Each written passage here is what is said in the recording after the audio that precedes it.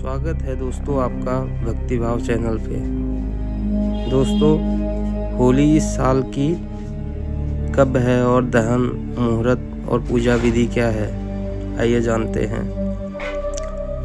दोस्तों, होली एक सांस्कृतिक, धार्मिक और पारंपरिक त्यौहार है। पूरे भारत में इसका अलग ही जश्न और उत्साह देखने को मिलता है। दोस्तों, होली भाईचारे, आपसी प्रेम और सद्भावना का त्यौहार है। दोस्तों, इस दिन लोग एक दूसरे को रंगों में सराबोर करते हैं। दोस्तों, पूर्णिमा की तिथि फाल्गुन पूर्णिमा को होलिका दहन और इसके अगले दिन होली मनाई जाती है। इस साल फाल्गुन पूर्णिमा तिथि 24 मार्च को सुबह 9:54 से शुरू होगी, वही 12:29 पर होगा। दोस्तों, होलिका दहन 24 मार्च को इस दिन होलिका दहन के लिए शुभ मुहूर्त देर रात 11:13 से लेके 12:27 तक है। ऐसे में दोस्तों, आइए जानते हैं होली क्यों मनाई जाती है। जानिए इसे मनाने के पीछे की क्या पौराणिक कथाएं हैं।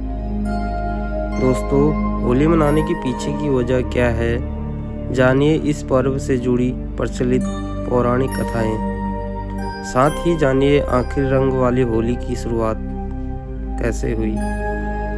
दोस्तों, हर साल फाल्गुन मास की पूर्णिमा के दिन होली मनाई जाती है। इस दिन पूरा देश गुलाल, अबीर और रंग में सराबोर रहता है। दोस्तों, हर कोई एक दूसरे पर प्यार के रंग बरसाते हैं। होली के रंगों को प्रेम का प्रतीक भी माना जाता है। दोस्तों, कृष्ण नगरी मथुरा में धूमधाम तरीके से होली का पर्व मनाया जाता है। कृष्ण राधा के प्रेम में रंगने के लिए और ब्रज की होली के साक्षी बनने के लिए दूर दूर से भक्त यहाँ आते हैं। होली में भगवान नारायण और महादेव की भी पूजा का विधान है। आइए दोस्तों जानते हैं। यूँ तो अधिकतर लोगों को पता है कि होली क्यों मनाई जाती है, लेकिन आज भी बहुत से लोग ऐसे हैं जिन्हें नहीं पता कि आखिर हम सब फाल्गुन में ही होली क्यों खेलते हैं। दोस्तों, तो आइए आज जानते हैं कि मनाने की शुरुआत कैसे हुई और इसके पीछे कौन कौन सी प्रचलित कथाएं हैं। दोस्तों, होली मनाने के पीछे की पौराणिक कथाएं। शिवजी से जुड़ी कथा। धार्मिक मान्यताओं के मुताबिक माता पार्वती महादेव से विवाह के लिए कठिन तप कर रही थी। वही भगवान शिव भी अपनी तपस्या में लीन थे। शिवजी और मां गौरी के पुत्र के हाथों द्वारा ही राक्षस ताड़कासुर का वध निश्चित था।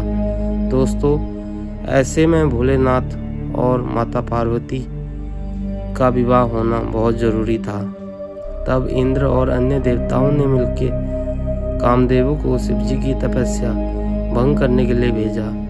दोस्तों, कामदेव ने शिव शंकर की तपस्या भंग करने के लिए उन पर पुष्प बाण छोड़ दिया। इससे शिवजी की समाधि भंग हो गई और उन्हें क्रोध में आकर अपना तीसरा नेत्र खोलकर कामदेव को भस्म कर दिया। दोस्तों, लेकिन शिवजी की तपस्या तो भंग हो चुकी थी। तब देवताओं ने उन्हें पार्वती के साथ विवाह करने के लिए राजी किया। वही कामदेव की पत्नी रति ने अपने पति को दोबारा जीवित करने की प्रार्थना की। तब रति को अपने पति के पुनर्जीवन का वरदान मिला। की खुशी में देवताओं ने इस दिन को उत्सव की तरह मनाया। दोस्तों, कहते हैं वो दिन फाल्गुन पूर्णिमा का ही दिन था। दोस्तों, भक्त प्रहलाद की कथा। दोस्तों, पौराणिक प्रचलित कथा के अनुसार भक्त प्रहलाद भगवान विष्णु के बहुत बड़े भक्त थे। उनके पिता हिरण्याकश्यप को अपने बेटे की यह भक्ति बिल्कुल रास नहीं आती थी। दोस्तों, एक बार उन्होंने अपनी बहन होलिका के साथ प्रहलाद को मारने की साजिश रची। दरअसल होलिका को ऐसा वस्त्र वरदान में मिला हुआ था जिसको पहनकर आग में बैठने से उसे आग नहीं जला सकती थी। दोस्तों, यही वस्त्र पहनकर होलिका प्रहलाद को लेकर आग में बैठ गई। भगवान विष्णु के आशीर्वाद से भक्त प्रहलाद को कुछ नहीं हुआ और होलिका आग में जल गई। दोस्तों, बुराई पर अच्छाई की जीत और शक्ति पर भक्ति की विजय के रूप में होली का पर्व मनाया जाता है।